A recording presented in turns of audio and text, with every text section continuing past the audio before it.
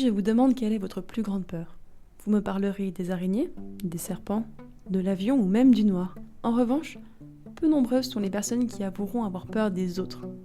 Craindre nos congénères, les humains, est pourtant un cas de figure très commun et la peur la plus logique. Vous avez plus de chances de vous faire agresser par votre voisin que par un requin. À ce titre, selon certains recensements, 75% de la population ressentirait un inconfort à parler devant un public. Et pourtant, certains ont fait de ce malaise leur métier. C'est notamment le cas de Daniel Willy, acteur-comédien suisse. Après un passage dans la musique, Daniel a trouvé sa voie dans le théâtre. Aujourd'hui, il est étudiant à Acting Studio à Lyon pour se professionnaliser dans le milieu. Je lui ai donc naturellement proposé de venir au micro nous parler de la peur du public. Comment c'est venu pour toi cette idée de venir faire du théâtre ? En gros, en résumé, pendant ma période scolaire, j'avais pas beaucoup de... Il y avait rien qui me plaisait dans les cours, ni les maths, ni le français, rien. Il y a rien qui me faisait plaisir, à part un seul truc, c'était les cours facultatifs de théâtre que je faisais à côté. J'allais au collège uniquement pour ces cours-là, pour le mercredi après-midi. Et après avoir quitté le collège et puis être parti à l'ECG et tout, j'hésitais entre... je voulais faire un truc créatif, ça me déprimait en fait, d'être assis derrière un bureau et puis de faire un travail entre guillemets normal. Ça... Du coup j'hésitais entre la musique et le théâtre et puis finalement c'est le théâtre qui a pris le dessus, quoi. Pour Daniel, le théâtre est donc une vocation depuis l'adolescence. Mais je me représente un ado peut-être mal dans sa peau, boutonneux. C'est quand même pas facile de s'exposer devant ses camarades à cet âge-là. Est-ce qu'il a eu peur au début ? C'est l'un des premiers trucs qu'on apprend quand on va sur scène. C'est pas normal de parler devant des gens. De parler devant un public, c'est pas naturel. On l'a vu un peu plus tôt, 75% de la population ressent un malaise à parler en public. Est-ce que les acteurs font partie des 25% restants ? Alors, les acteurs ne sont pas des surhumains. Nous sommes des êtres humains comme tout le monde. Et oui, il y en a... Il y a des acteurs qui n'ont pas de peur, mais ça se travaille. Et il y en a qui ont cette peur de base. Mais c'est un truc qu'on apprend à dompter, qu'on apprend à maîtriser. Plein de techniques différentes, de la relaxation et d'autres trucs encore. C'est pas parce qu'on est acteur qu'on n'a pas peur du public. Alors pour revenir justement au début de ta carrière, qui maintenant est déjà bien entamée, même si de loin pas finie, comment c'était pour toi de te retrouver face à ces personnes qui te regardaient ? Au tout début, quand j'ai commencé le théâtre du coup quand j'avais 16 ans à peu près, dans les cours facultatifs dont je faisais référence avant. Le théâtre, c'était vraiment un exutoire pour moi, c'était un truc qui me faisait uniquement plaisir, donc j'avais pas vraiment cette notion de...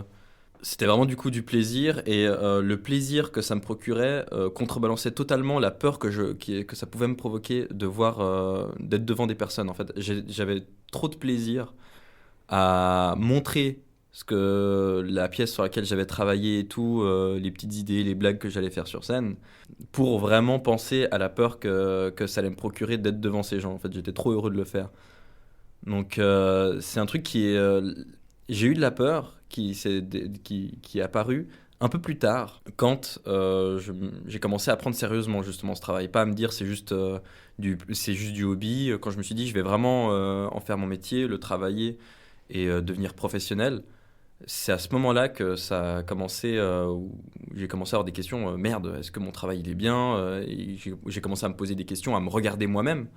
Du coup, est-ce que j'ai la bonne position, est-ce que je parle bien, est-ce qu'on m'entend, est-ce que je suis bien sur scène et tout. C'est à partir de ce moment-là que j'ai commencé à avoir ces questions et à avoir cette peur qui est née. Alors là, je m'étais pas attendu à ça. Normalement, on s'attend à avoir de moins en moins peur au fur et à mesure qu'on se professionnalise. Avec l'entraînement, la pratique et la confiance, l'anxiété baisse. Pourtant, chez Daniel, ça a été l'inverse. Et je trouve son explication plutôt convaincante. Donc le track, c'est pas vraiment un truc de débutant. Je commençais à apprendre du coup correctement comment faire les choses, comment me placer, comment projeter ma voix et tout ça. Et du coup, en fait, ce qui s'est passé, c'est que j'ai eu la pression de bien faire ce qu'on m'avait appris. Bien faire ce que j'avais appris, bien faire ce que je devais faire en tant que travail. C'est à ce moment-là que j'ai commencé. Et c'est aussi, la peur est apparue quand j'avais entre guillemets des comptes à rendre. En fait, quand j'avais un metteur en scène ou une metteuse en scène qui attendait quelque chose de moi, qui attendait un travail fini, qui a un produit qualitatif, parce qu'il y avait des gens qui étaient venus, qui avaient payé leur place. Et les gens, quand ils viennent voir un spectacle, Ils viennent pas voir quelqu'un se rater sur scène et ensuite dire désolé, j'avais le trac. Ils viennent pour voir un spectacle. Et ils en ont rien à faire des excuses que tu pourrais te donner. Les gens viennent voir un spectacle. Et du coup, il n'y a pas d'excuses à avoir quand tu es sur scène, quand tu es un comédien. Tu dois faire ton travail, un point c'est tout. Et du coup, le trac, c'est pas une excuse. Il y a une différence entre le moment où tu fais des choses 100% créativement pour toi, sans pression, et le fait que quand c'est ton propre boulot, il y a une certaine pression d'attente derrière. Oui. Un peu comme dans n'importe quel travail au final, où quand il y a des personnes en face qui attendent quelque chose de nous, ça met plus la pression. Exactement, c'est exactement ça. T'as un exemple d'une fois où t'as particulièrement eu le trac, par exemple ? J'ai un superbe exemple qui m'est arrivé il y a quelques semaines seulement. Dans mon école, dans le cadre de mes cours, on avait un examen, entre guillemets. C'est pas vraiment un examen, c'était noté, mais ça comptait pas forcément. Mais c'était, du coup, on devait présenter une scène, du coup, devant tous nos profs et devant une partie de l'école. Du coup, ça mettait une certaine pression, notamment, moi j'étais un cas assez particulier parce que je fais partie de la classe qui était le plus avancée techniquement parlant, avec les gens avec le plus d'expérience, et on était déjà arrivé à l'école avec un certain niveau. Et du coup, ils nous avaient très clairement fait comprendre qu'ils attendaient plus de nous. Je suis arrivé du coup sur scène, je me suis présenté et directement il y a j'entends 2-3 remarques. Comme quoi, il y a certains détails, notamment au niveau de la mise en scène que j'ai placée, etc., où j'aurais pu faire mieux, avant même que la scène commence. Directement, j'ai commencé à me bombarder de questions dans ma tête. Qu'est-ce que je devrais faire mieux ? Est-ce que j'improvise maintenant un truc ? Et tous ces trucs de vouloir faire mieux, parce que à la fin, il y a une note. À la fin, je vais recevoir des retours, et je n'ai qu'une seule chance. Le théâtre, c'est ce qui rend le truc très beau et très vicieux parfois, c'est qu'il n'y a qu'une seule chance. Quand tu vas voir un spectacle de théâtre, c'est en live. Quand il y a une erreur, l'erreur, elle est là et tu peux pas revenir en arrière. Quand Daniel me dit ça, c'est marrant, je me rappelle mes exposés à l'école. En fait, c'est pas vraiment le regard des autres dont on a peur, mais plutôt le jugement des autres. C'est un point important dans l'anxiété sociale. On a l'impression que les autres nous jugent, alors qu'en fait, pas du tout. Nous parlons aussi du droit à l'échec. Et notamment qu'en cinéma, on a le droit à plusieurs prises, contrairement au théâtre. Sauf que dans les films, c'est de l'argent que tu fais perdre à toute l'équipe technique quand tu rates. Mais effectivement, il y a beaucoup moins de pression parce que les gens qui te regardent, souvent ils te regardent pas de toi, ils regardent ce qui se passe à l'écran, ils regardent si leur son est bien capté et tout. Et s'il y a un truc qui foire, on peut recommencer, effectivement. On peut recommencer un nombre infini de fois, alors que le théâtre, non. Très bien. Et du coup, là, ce qui était particulièrement stressant pour toi, c'était d'être face à des professionnels qui te jugeaient et qui allaient te mettre une note. Oui, des professionnels dont la vie comptait beaucoup pour moi, parce que du coup, c'était mes profs. Et c'est eux qui me jugent au jour le jour et qui m'apprennent à avancer. Et du coup, cet examen, c'était le moment pour leur prouver, entre guillemets, que j'avais compris ce qu'ils m'avaient enseigné, que j'avais compris ce qu'ils attendaient de moi. Bon, malheureusement, c'est la dernière chose à faire pour ne pas avoir du trac, en fait. C'est si on veut ne pas avoir du trac, faut justement lâcher toutes ces questions et juste faire ce que tu as à faire, se concentrer sur le moment présent, faire ce que tu as à faire et se foutre de la vie des autres. Je voulais savoir aussi, à l'inverse, si tu as des expériences où le public n'a pas du tout été un affront pour toi, où tu étais extrêmement à l'aise, avoir des personnes qui te regardaient. Dans le dernier spectacle dans lequel j'ai joué, qui était un chapeau de paille d'Italie, qu'on a joué dans un théâtre qui s'appelle le Petit Jeu de Paume, du coup sur Lyon. Je jouais le premier rôle, Fadinard. On a joué pendant 3 semaines d'affilée, à part 1 ou 2 moments, un soir, où il y avait quelqu'un de particulier dans la salle. Vraiment, j'ai réussi à juste prendre du plaisir et à m'éclater sur scène et à jouer avec les gens avec qui j'étais sur scène et à complètement créer ce 4e mur. Dans le théâtre et dans le cinéma, on dit qu'il y a un 4e mur entre les acteurs et le public. Et j'ai réussi vraiment du coup à créer ce 4e mur qui a effacé en fait le public. J'étais pas là pour le public, j'étais là pour mon personnage. Et là, du coup, le trac était complètement disparu, effectivement. J'aime beaucoup ce que me dit Daniel, mais j'ai de la peine à vraiment cerner la différence entre une représentation stressante ou tranquille. C'est quoi les critères qui font qu'avec un public, ça va plus ou moins bien se passer ?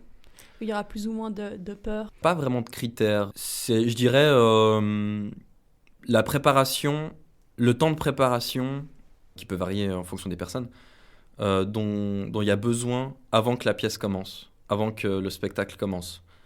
Il y a des gens qui vont avoir besoin de se préparer 2 heures, de s'isoler 2 heures dans une pièce avant que le spectacle commence pour du coup être parfaitement prêt. Il y en a qui travaillent toute leur vie pour que ils sont en train de discuter avec des amis, ils boivent une bière, on leur dit dans 5 minutes tu dois être sur scène et dans 5 minutes plus tard ils sont dans leur personnage et il n'y a aucun souci. Donc ça dépend des gens. Ça dépend des gens. Le critère, je dirais, c'est la préparation en fait. C'est le temps de la préparation que tu prends avant de venir sur scène. Moi je sais typiquement que j'ai besoin d'1h30 où je viens avant. Donc la concentration, il y a plein d'étapes. Il y a le fait de mettre son costume, le fait de mettre son maquillage, de repenser aux objectifs de ton personnage, de se mettre dans la peau de son personnage. C'est plein d'étapes que je mets dans la préparation et la concentration. Moi, j'ai besoin d'1h30 perso, d'être là avant le début du spectacle et de m'isoler et de me préparer. Vous l'aurez compris, une bonne représentation, ça se prépare. Pourtant, personnellement, je suis convaincue que même avec toute la préparation du monde, j'aurais peur devant un public.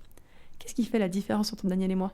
Tout d'abord, au jour le jour, avec des exercices de relaxation et de respiration, que je fais tous les jours, très souvent chez moi, dans un environnement du coup calme et posé. Comme ça, quand je sens qu'un événement va arriver où je risque d'avoir cette peur des autres, je fais très rapidement ces exercices de respiration et automatiquement je force mon corps à croire que je suis dans un environnement safe. Et la deuxième manière que j'ai de faire, c'est tout un travail qui est justement basé sur le fait de s'en foutre du regard des autres. C'est de vraiment, les gens, on peut s'en rendre compte dans la rue, quand on fait un truc débile dans la rue, les gens, peut-être, il y a 3 personnes qui vont se retourner et te regarder, mais si ça se trouve, 5 minutes plus tard, elles auront oublié ton existence, elles auront oublié le truc débile que tu as fait. Le pire qui puisse arriver, c'est que le soir même, cette personne qui t'a vu faire un truc débile dise à sa famille hey, j'ai vu quelqu'un faire un truc débile. C'est vraiment la pire chose qui peut arriver. Et du coup, je m'en fous en fait du regard des autres. Ce qui est paradoxal parce qu'on fait du théâtre et du coup, notre travail, c'est littéralement de se faire regarder par les autres, de montrer quelque chose aux autres. Mais la moitié du travail, c'est de se dire qu'on s'en fout de ce qu'ils pensent de nous. Alors ça, c'est assez soudain et extrêmement intéressant. Dans un métier où le but est d'être regardé, il faut apprendre à se détacher du regard des autres. Faire son taf, on s'arrête là. C'est un point très important qui est soulevé. La plupart des gens se fichent de notre vie. C'est difficile à croire à une époque où on essaye d'avoir le plus de likes et de vues. Je me demande si cette réflexion sur le théâtre a eu des conséquences positives dans la vie de Daniel. Oui, ah oui, sans aucun doute. Avant que je commence à faire du théâtre, je parlais à personne, j'avais les cheveux devant les yeux, j'étais dark, comme on dit. J'étais torturé dans tous les sens et tout. Le geek typique qui parle à personne. C'est ça exactement, qui reste au fond de la classe. Dès que quelqu'un lui fait un compliment, il a l'impression qu'on se fout de sa gueule, qui prend tout mal, qui est agressif et tout. Ouais, c'était moi. Et ensuite, j'ai commencé le théâtre et en un an, ça a été une transformation complète. Rien que le fait de faire du théâtre, ça te pousse, un truc débile, mais à écouter les autres, à écouter la personne qui est devant toi et qui est sur scène, et à être présente et à lui répondre. C'est des choses comme ça que le théâtre te force à faire, parce que sinon, il n'y a pas de théâtre, il n'y a pas de scène. Et c'est le genre de truc qui m'a complètement permis de m'ouvrir. Et est-ce que tu penses que, par exemple, d'autres personnes pourraient apprendre de ça, que peut-être faire du théâtre ou autre, ça pourrait aussi les aider dans le quotidien à en avoir rien à faire du regard des autres ? Je suis persuadé que le théâtre devrait être obligatoire pendant... Obligatoire. Oui. Là, en fait, au cycle d'orientation, il y a les cours de musique qui sont obligatoires. C'est pas forcément noté. Je sais qu'il y a des cours de diction qui font un peu office de cours de théâtre, mais je trouve que c'est pas les cours de diction que j'avais, ils étaient nuls, alors qu'un vrai cours de théâtre il y a pas forcément faire du théâtre traditionnel où on apprend un texte, on fait une pièce, etc. Il y a plein d'exercices de théâtre, notamment des exercices d'impro, qui permettent d'avoir des outils pour juste être bien dans sa peau devant d'autres personnes, euh, qui sont à mon avis essentiels pour les êtres humains, parce que justement, moi, j'ai commencé à m'ouvrir. J'avais pas des codes sociaux qui m'ont rendu gênant parfois, mais j'avais au moins, du coup, ces outils-là pour ne pas tomber des nues et ne pas m'écraser, en fait, face aux autres. Le théâtre m'a permis d'être moi-même et de rester moi-même malgré la pression des autres. Mais est-ce que c'est cool quand même parfois d'avoir le trac? Alors, un des trucs qu'on apprend en école de théâtre, c'est que le track, c'est un peu de la merde. Euh, en fait, Comment ça, c'est de la merde? en fait, le track, c'est du stress qui te met dans un état où tu n'es pas en contrôle.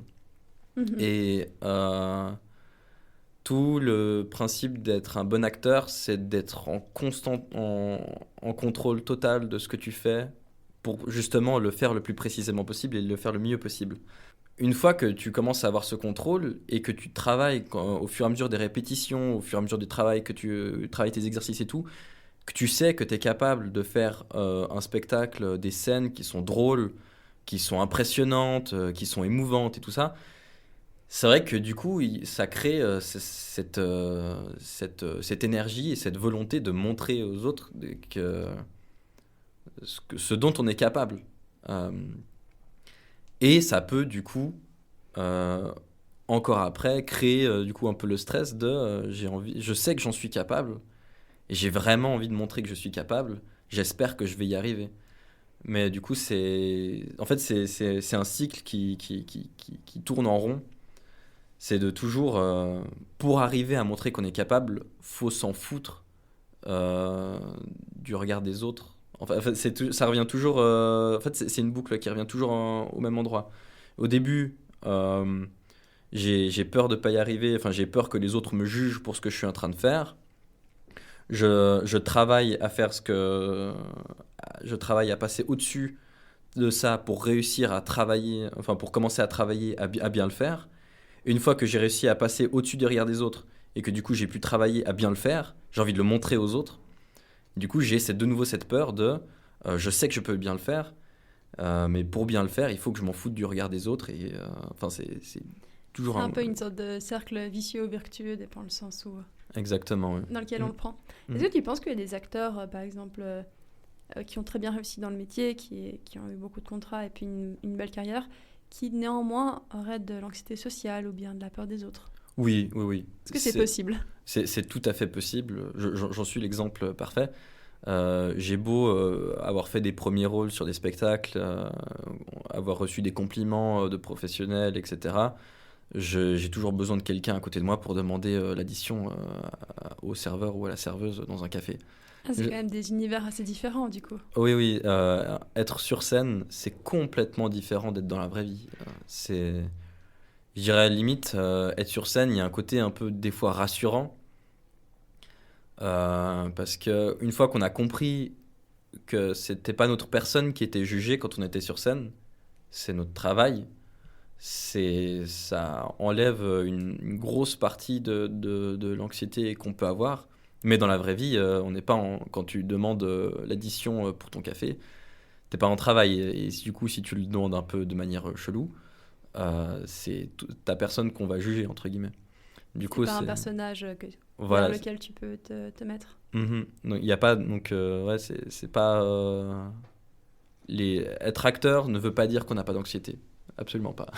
Est-ce qu'au contraire, les acteurs ont souvent l'anxiété? J'en ai rencontré pas mal qui m'ont dit ils avaient beaucoup de mal du coup à parler à des gens inconnus et tout ça, dont moi. Et du coup, tu penses que peut-être que des personnes anxieuses socialement ou de nature pourraient se diriger vers le théâtre parce que justement, comme tu disais en tout début d'émission, ce serait un exécutoire ou bien une façon de se libérer de cette anxiété? Je pense que ça peut être un très bon outil, oui, pour à essayer en tout cas. Je Je pense que c'est peut-être pas l'outil pour tout le monde, mais c'est un outil où il faudrait que tout le monde essaye au moins une fois euh, pour, oui, pour justement, ça aide beaucoup. Du coup, est-ce que tu aurais par exemple des conseils ou des idées pour des personnes qui aimeraient mais qui ont peur du public? Gardez toujours en tête que c'est pas votre personne qu'on vient juger. Votre personne, le public, il s'en fout concrètement. Il vient pas voir votre personne, il vient voir un spectacle, le public. Il vient pas voir une personnalité s'exprimer sur scène. Il vient voir un personnage vivre une aventure, vivre une expérience. Et le spectateur, il vient pour passer une bonne soirée. Il vient pas pour juger et se moquer d'une personne sur scène. Voilà. Si c'est la peur des autres qui vous empêche de commencer le théâtre, euh, dites-vous bien que la personne vient pas vous voir en fait. Elle vient voir un spectacle. Très bien, alors merci beaucoup d'être venu nous parler de la peur du public. Je pense c'était très intéressant Merci à toi de m'avoir invité. et au plaisir. Au plaisir.